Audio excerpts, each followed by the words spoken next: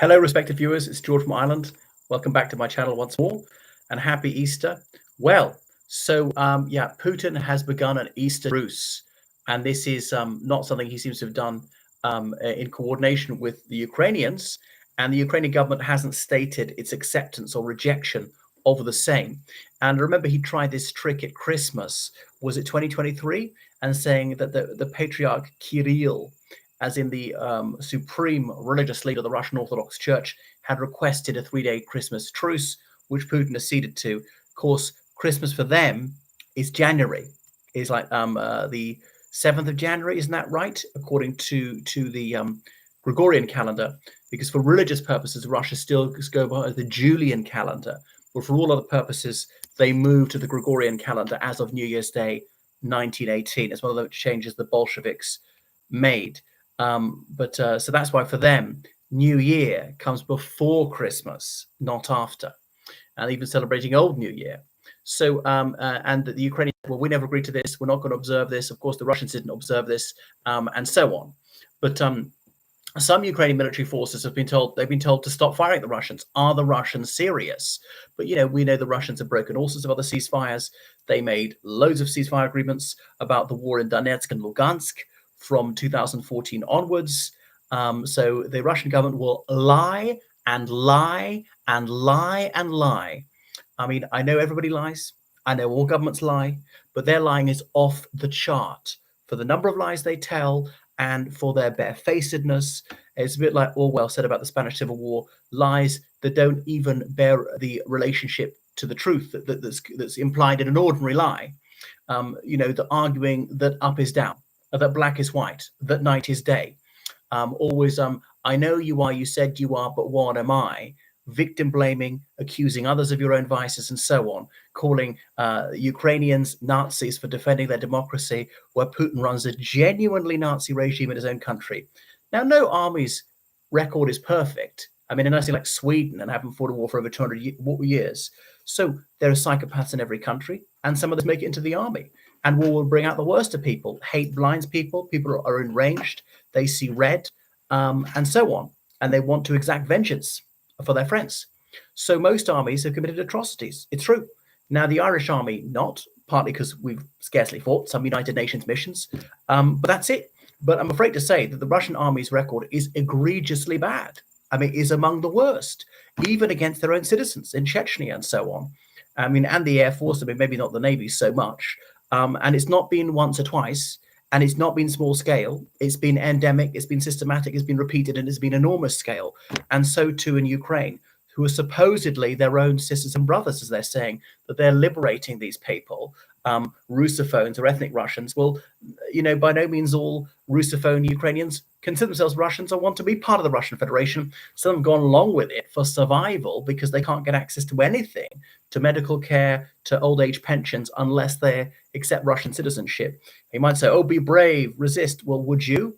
Because there's absolutely no indication that Lugansk, Donetsk, and so on, Kherson and Zaporizhia are ever going to be liberated by the Ukrainian government. So this truce supposedly are going to go on until the end of Sunday. So some of the Ukrainians will say, well, let's try this. It might work. We could do with a break, this 30-hour ceasefire. But anyway, there's still explosions in the Ukrainian capital. He might be doing this to get the Ukrainians to lower their guard and launch a massive attack, which will they deny that ever happened. I mean, there's some signs that it is being observed in some parts of the front. In other places, they say, the Russian howitzers are still firing. And here we are. Is it coming up for 100 days after Trump's inauguration, and he still hasn't got that ceasefire? He said he was going to seize it in 1 day, and it's 100 days. So yet another stupid lie that Trump tell people, a totally unrealistic promise. There was absolutely no sign he would ever be able to deliver that. And yet there are plenty of people who are moronic enough out there to trust him, because it takes a lot of courage to say, okay, I was a chump. I was fooled. You got me.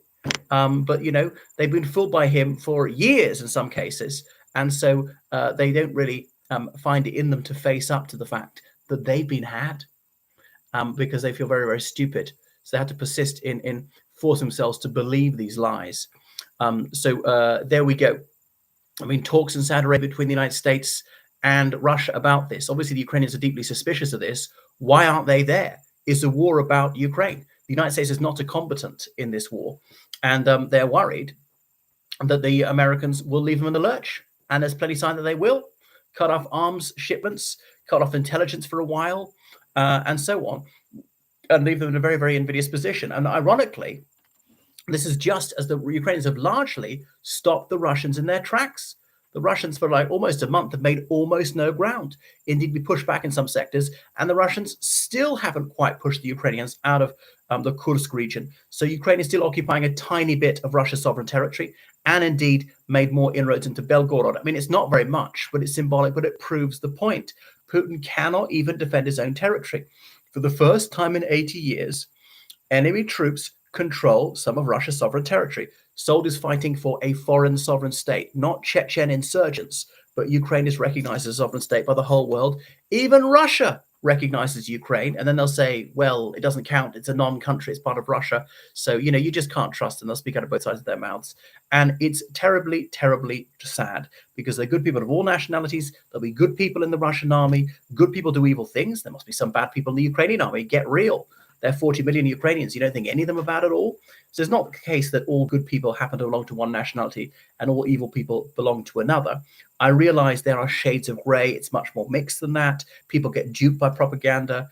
And they just brought back some youth organization like Komsomol to incessantly propagandize children in Russia to believe in the totalitarian regime.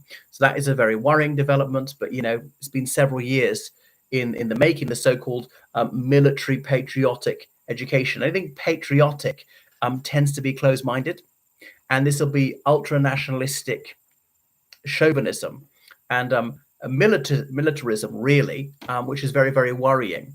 That the Russian regime is always morally upstanding. The terrible crimes against humanity, the many, many mass murders the Russian regime's committed against its own people down the centuries never ever happened, and so on. That other people are all evil and blah blah blah. Goodness. So anyway, as perhaps a bit of respite for the forces would be a good thing. It's meant to be from 1800 local time today. So what's Zelensky to do if he doesn't accept, it's unreasonable. The United States won't like that. If he does accept, is he weak? And will the Russians attack anyway? It might be just trying to get them to lower their guard.